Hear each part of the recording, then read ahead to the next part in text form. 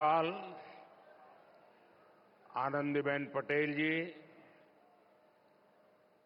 मुख्यमंत्री श्रीमान योगी आदित्यनाथ जी, उप मुख्यमंत्री केशव प्रसाद मौर्य जी, ब्रजेश पाठक जी, उत्तर प्रदेश के मंत्री, सांसद और विधायक साथी, प्रयागराज के मेयर और जिला पंचायत अध्यक्ष, अन्य महानुभाव और मेरे प्यारे भाई और बहनों,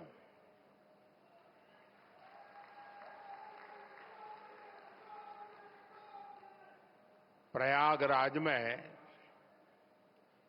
संगम की इस पावन भूमि को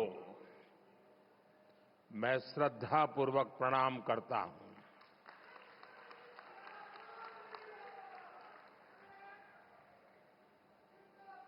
महाकुंभ में पधार रहे सभी साधु संतों को भी नमन करता हूं। महाकुंभ को सफल बनाने के लिए दिन रात परिश्रम कर रहे कर्मचारियों का, श्रमिकों और सफाई कर्मियों का मैं विशेष रूप से अभिनंदन करता हूं। विश्व का इतना बड़ा आयोजन हर रोज लाखों श्रद्धालुओं के स्वागत और सेवा की तैयारी, लगातार 45 दिनों तक चलने वाला महायज्ञ, एक नया नगर बसाने का महाअभियान प्रयागराज की इस धरती पर एक नया इतिहास रचा जा रहा है।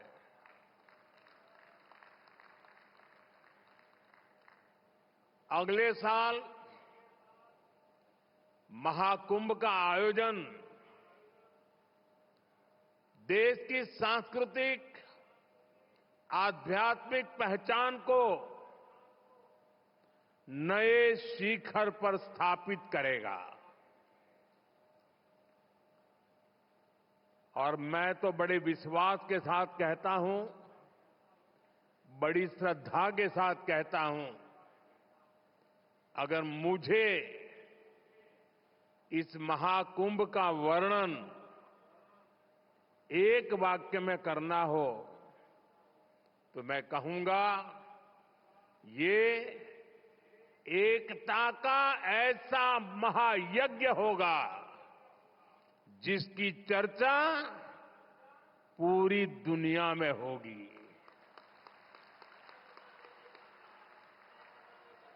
मैं इस आयोजन की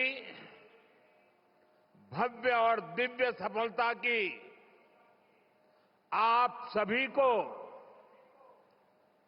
शुभकामनाएं देता हूं।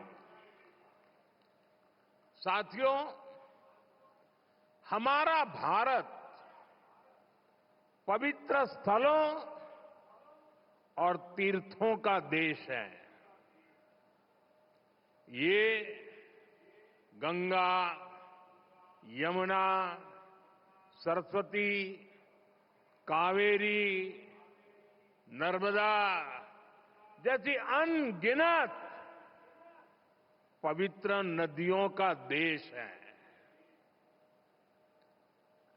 इन नदियों के प्रवाह की जो पवित्रता है, इन अनेकानेक तीर्थों का जो महत्व है, जो महात्म्य है, उनका संगम, उनका समुच्चय, उनका योग, उनका संयोग, उनका प्रभाव, उनका प्रताप, ये प्रयाग है।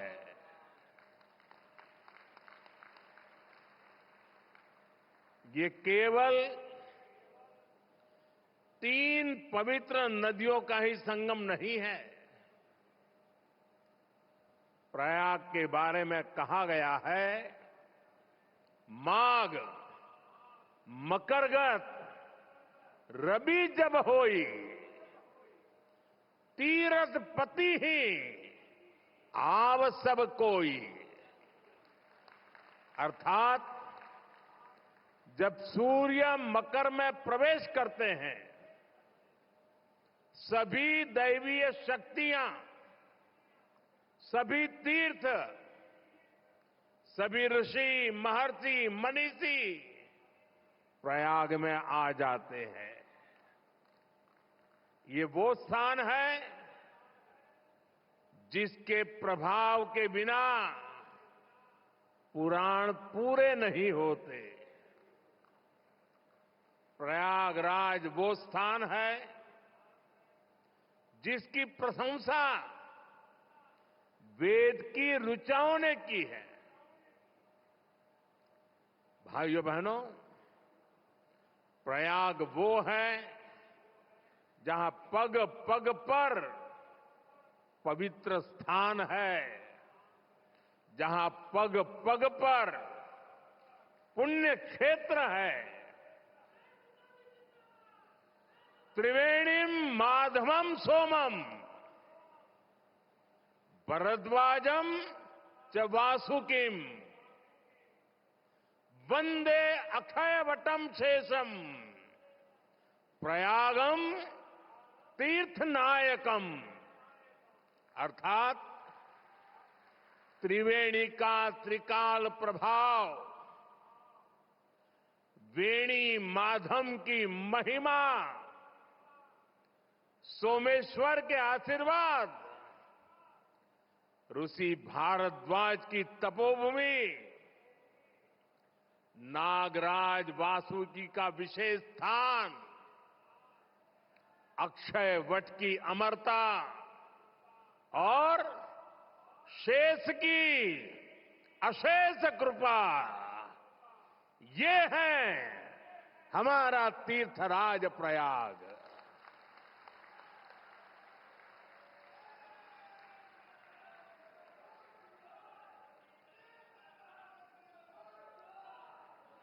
तीर्थराज प्रयाग यानी चारी पदारथ भरा भंडारू, पुण्य प्रदेश देश अति चारू। अर्थात जहां धर्म, अर्थ, काम, मोक्ष चारों पदार्थ सुलभ है, वो प्रयाग है। प्रयागराज केवल एक भौगोलिक भूखंड नहीं है, ये एक आध्यात्मिक अनुभव क्षेत्र है। ये प्रयाग और प्रयाग के लोगों का ही आशीर्वाद है कि मुझे इस धरती पर बार बार आने का सौभाग्य मिलता है।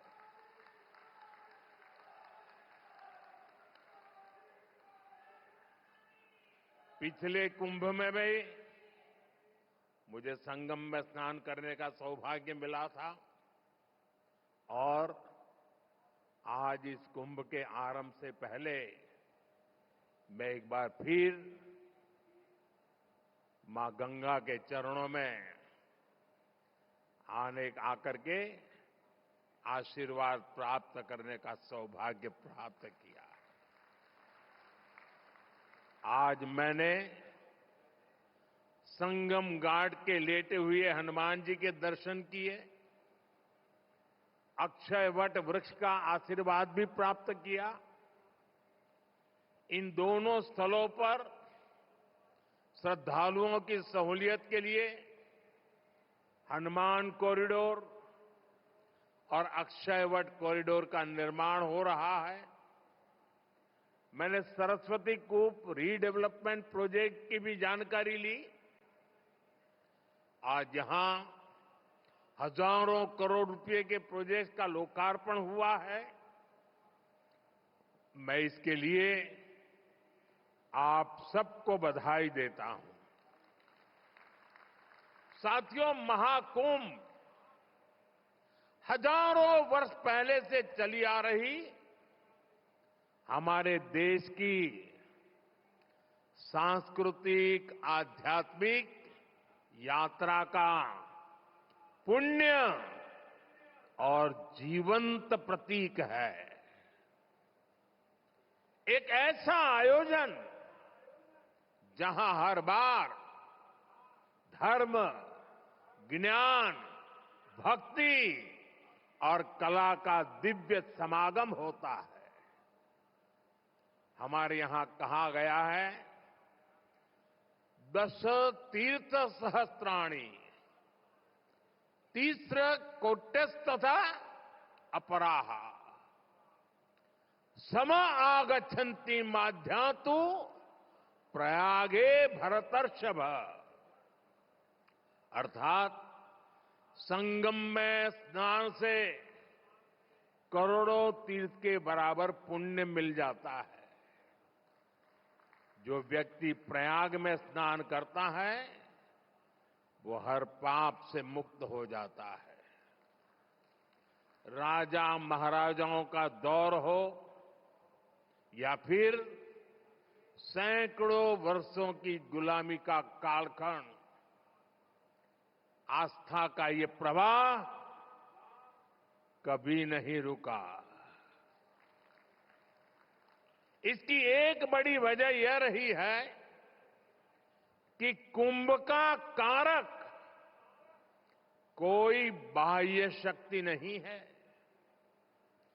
किसी बाहरी व्यवस्था के बजाय कुंभ मनुष्य के अंतर मन की चेतना का नाम है। ये चेतना स्वतः जागृत होती है। यही चेतना भारत के कोने कोने से लोगों को संगम के तट तक खींच लाती है। गांव, कस्बों, शहरों से लोग प्रयागराज की ओर निकल पड़ते हैं। सामूहिकता की ऐसी शक्ति, ऐसा समागम शायद ही कहीं और देखने को मिले। यहां आकर संत, महंत, ऋषि, मुनि, ज्ञानी, विद्वान, सामान्य मानवी सब एक हो जाते हैं। सब एक साथ त्रिवेणी में डुबकी लगाते हैं। यहां जातियों का भेद खत्म हो जाता है, संप्रदायों का टकराव मिट जाता है। करोड़ों लोग एक थे, एक विचार से जुड़ जाते हैं। इस बार भी महाकुंभ के दौरान यहां अलग अलग राज्यों से करोड़ों लोग जुटेंगे। उनकी भाषा अलग होगी, जातियां अलग होगी, मान्यताएं अलग होगी, लेकिन संगम नगरी में आकर वो सब एक हो जाएंगे। और इसलिए मैं फिर एक बार कहता हूं, ये महाकुंभ एकता का महायज्ञ है, जिसमें हर तरह के भेदभाव की आहुति दी जाती है। यहां संगम में डुबकी लगाने वाला हर भारतीय एक भारत श्रेष्ठ भारत की अद्भुत तस्वीर प्रस्तुत करता है। साथियों, महाकुंभ की परंपरा का सबसे अहम पहलू ये है कि इस दौरान देश को दिशा मिलती है। कुंभ के दौरान संतों के वाद में, संवाद में, शास्त्रार्थ में, शास्त्रार्थ के अंदर देश के सामने मौजूद अहम विषयों पर, देश के सामने मौजूद चुनौतियों पर व्यापक चर्चा होती है और फिर संत जन मिलकर राष्ट्र के विचारों को एक नई ऊर्जा देते थे, नई राह भी दिखाते थे। संत महात्माओं ने देश से जुड़े कई महत्वपूर्ण निर्णय कुंभ जैसे आयोजन स्थल पर ही लिए हैं। जब संचार के आधुनिक माध्यम नहीं थे, तब कुंभ जैसे आयोजनों ने बड़े सामाजिक परिवर्तनों का आधार तैयार किया था। कुंभ में संत और ज्ञानी लोग मिलकर समाज के सुख दुख की चर्चा करते थे, वर्तमान और भविष्य को लेकर चिंतन करते थे। आज भी कुंभ जैसे बड़े आयोजनों का महात्म्य वैसा ही है। ऐसे आयोजनों से देश के कोने कोने में समाज में सकारात्मक संदेश जाता है। राष्ट्र चिंतन की ये धारा निरंतर प्रवाहित होती है। इस आयोजन के नाम अलग अलग होते हैं, पड़ाव अलग अलग होते हैं, मार्ग अलग अलग होते हैं, लेकिन यात्री एक होते हैं, मकसद एक होता है। साथियों, कुंभ और धार्मिक यात्राओं का इतना महत्व होने के बावजूद पहले की सरकारों के समय इनके महात्म्य पर ध्यान नहीं दिया गया। श्रद्धालु ऐसे आयोजनों में कष्ट उठाते रहे, लेकिन तब की सरकारों को इससे कोई फर्क नहीं पड़ता था। इसकी वजह थी कि भारतीय संस्कृति से, भारत की आस्था से उनका लगाव नहीं था।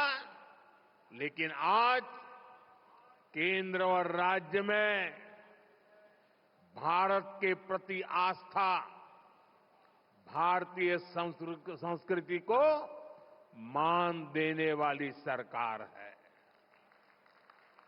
इसलिए कुंभ में आने वाले श्रद्धालुओं के लिए सुविधाएं जुटाना डबल इंजन की सरकार अपना दायित्व समझती है। इसलिए यहां केंद्र और राज्य सरकार ने मिलकर हजारों करोड़ रुपए की योजनाएं शुरू की है। सरकार के अलग अलग विभाग जिस तरह महाकुंभ की तैयारियों को पूरा करने में जुटे हैं, वह बहुत ही सराहनीय है। देश दुनिया के किसी कोने से कुंभ तक पहुंचने में कोई दिक्कत न हो, इसके लिए यहां की कनेक्टिविटी पर विशेष फोकस किया गया है। अयोध्या, वाराणसी, रायबरेली, लखनऊ से प्रयागराज शहर की कनेक्टिविटी को बेहतर किया गया है। मैं जिस whole of the government approach की बात करता हूं, उन महाप्रयासों का महाकुंभ भी इस थली में नजर आता है। साथियों, हमारी सरकार ने विकास के साथ साथ विरासत को भी समृद्ध बनाने पर फोकस किया है।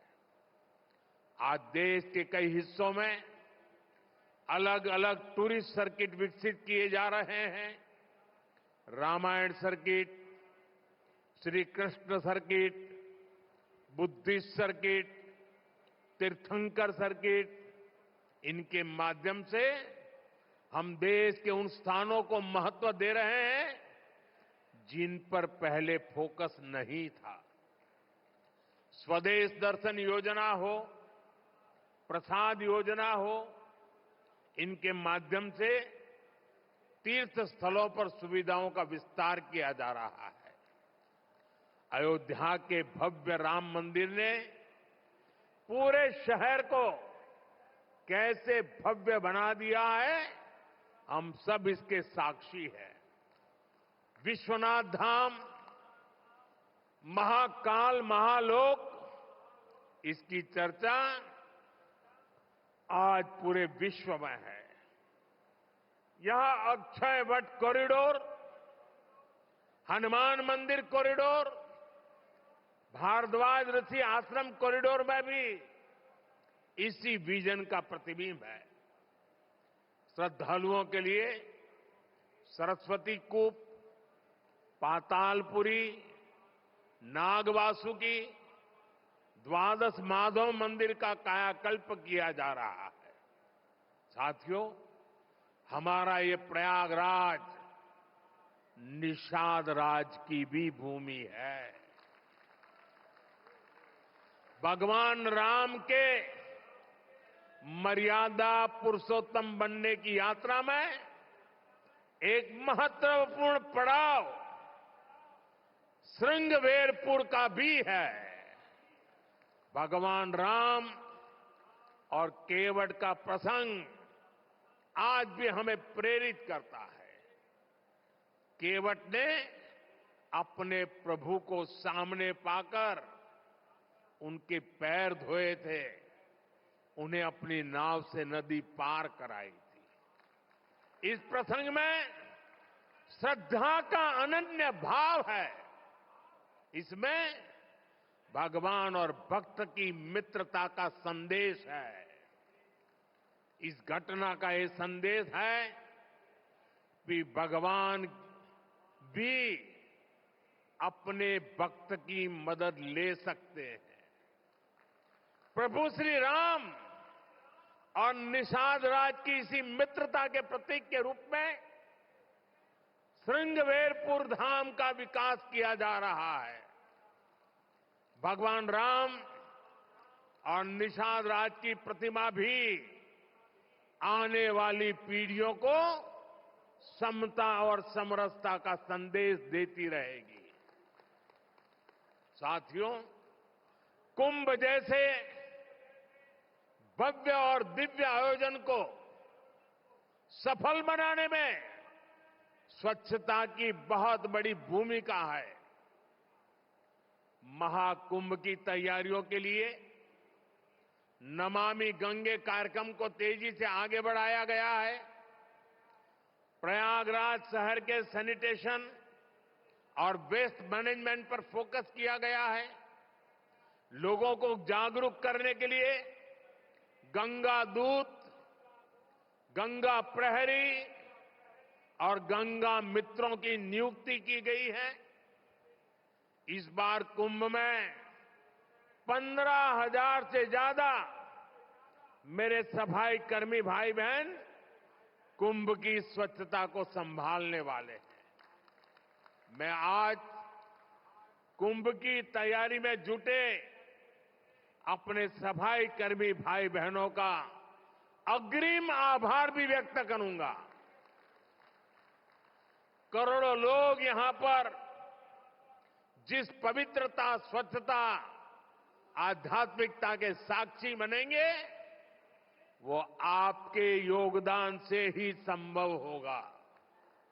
इस नाते यहां हर श्रद्धालु के पुण्य में आप भी भागीदार बनेंगे। जैसे भगवान कृष्ण ने झूठे पत्तल उठाकर संदेश दिया था कि हर काम का महत्व है, वैसे ही आप भी अपने कार्यों से इस आयोजन की महानता को और बड़ा करेंगे। ये आप ही हैं जो सुबह सबसे पहले ड्यूटी पर लगते हैं और देर रात तक आपका काम चलता रहता है। 2019 में भी कुंभ आयोजन के समय यहां की स्वच्छता की बहुत प्रशंसा हुई थी। जो लोग हर 6 वर्ष पर कुंभ या महाकुंभ में स्नान के लिए आते हैं, उन्होंने पहली बार इतनी साफ सुंदर व्यवस्था देखी थी। इसलिए आपके पैर धुलकर मैंने अपनी कृतज्ञता दिखाई थी। हमारे स्वच्छता कर्मियों के पैर धोने से मुझे जो संतोष मिला था, वो मेरे लिए जीवन भर का यादगार अनुभव बन गया है। साथियों, कुंभ से जुड़ा एक और पक्ष है जिसकी चर्चा उतनी नहीं हो पाती। ये पक्ष है कुंभ से आर्थिक गतिविधियों का विस्तार। हम सभी देख रहे हैं कैसे कुंभ से पहले इस क्षेत्र में आर्थिक गतिविधियों में तेजी आ रही है। लगभग 1.5 महीने तक संगम किनारे एक नया शहर बसा रहेगा, जहां हर रोज लाखों की संख्या में लोग आएंगे। पूरी व्यवस्था बनाए रखने के लिए प्रयागराज में बड़ी संख्या में लोगों की जरूरत पड़ेगी। 6,000 से ज्यादा हमारे नाविक साथी, हजारों दुकानदार साथी, पूजा पाठ और स्नान ध्यान कराने में मदद करने वाले सभी का काम बहुत बढ़ेगा। यानी यहां बड़ी संख्या में रोजगार के अवसर तैयार होंगे। सप्लाई चेन को बनाए रखने के लिए व्यापारियों को दूसरे शहरों से सामान मंगाने पड़ेंगे। प्रयागराज कुंभ का प्रभाव आसपास के जिलों पर भी पड़ेगा। देश के दूसरे राज्यों से आने वाले श्रद्धालु ट्रेन या विमान की सेवाएं लेंगे। इससे भी अर्थव्यवस्था में गति आएगी।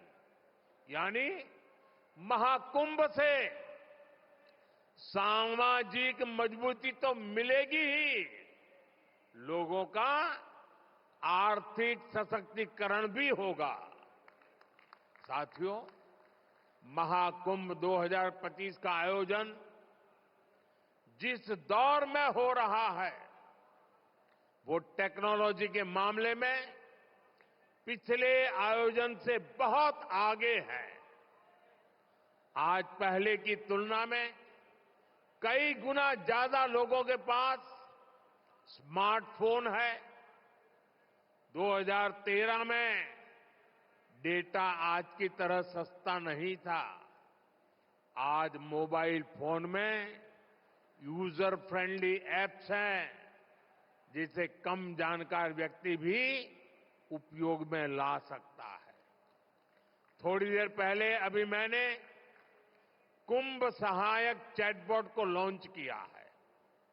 पहली बार कुंभ आयोजन में एआई, आर्टिफिशियल इंटेलिजेंस और चैटबॉट का प्रयोग होगा। एआई चैटबॉट 11 भारतीय भाषाओं में संवाद करने में सक्षम है। मेरा ये भी सुझाव है कि डेटा और टेक्नोलॉजी के इस संगम से ज्यादा लोगों को जोड़ा जाए। जैसे महाकुंभ से जुड़ी फोटोग्राफी कंपटीशन का आयोजन किया जा सकता है। महाकुंभ को एकता के महायज्ञ के रूप में दिखाने वाली फोटोग्राफी की प्रतियोगिता रखी जा सकते हैं। इस पहल से युवाओं में कुंभ का आकर्षण बढ़ेगा। कुंभ में आने वाले ज्यादातर श्रद्धालु इसमें हिस्सा लेंगे। जब ये तस्वीरें सोशल मीडिया पर पहुंचेगी तो कितना बड़ा कैनवास तैयार होगा, इसकी कल्पना नहीं कर सकते। इसमें कितने रंग, कितनी भावनाएं मिलेगी, ये गिन पाना मुश्किल होगा। आप आध्यात्म और प्रकृति से जुड़ी किसी प्रतियोगिता का आयोजन भी कर सकते हैं। साथियों, आज देश एक साथ विकसित भारत के संकल्प की तरफ तेजी से बढ़ रहा है। मुझे विश्वास है कि इस महाकुंभ से निकली आध्यात्मिक और सामूहिक शक्ति हमारे इस संकल्प को और मजबूत बनाएगी। महाकुंभ स्नान ऐतिहासिक हो, अविस्मरणीय हो, मां गंगा, मां यमुना और मां सरस्वती की त्रिवेणी से मानवता का कल्याण हो, हम सबकी यही कामना है। संगम नगरी में आने वाले हर श्रद्धालु को मैं शुभकामनाएं देता हूं। आप सबका भी मैं हृदय से बहुत बहुत धन्यवाद करता हूं। मेरे साथ बोलिए, भारत माता की, भारत माता की, भारत माता की, गंगा माता की, गंगा माता की, गंगा माता की। बहुत बहुत धन्यवाद।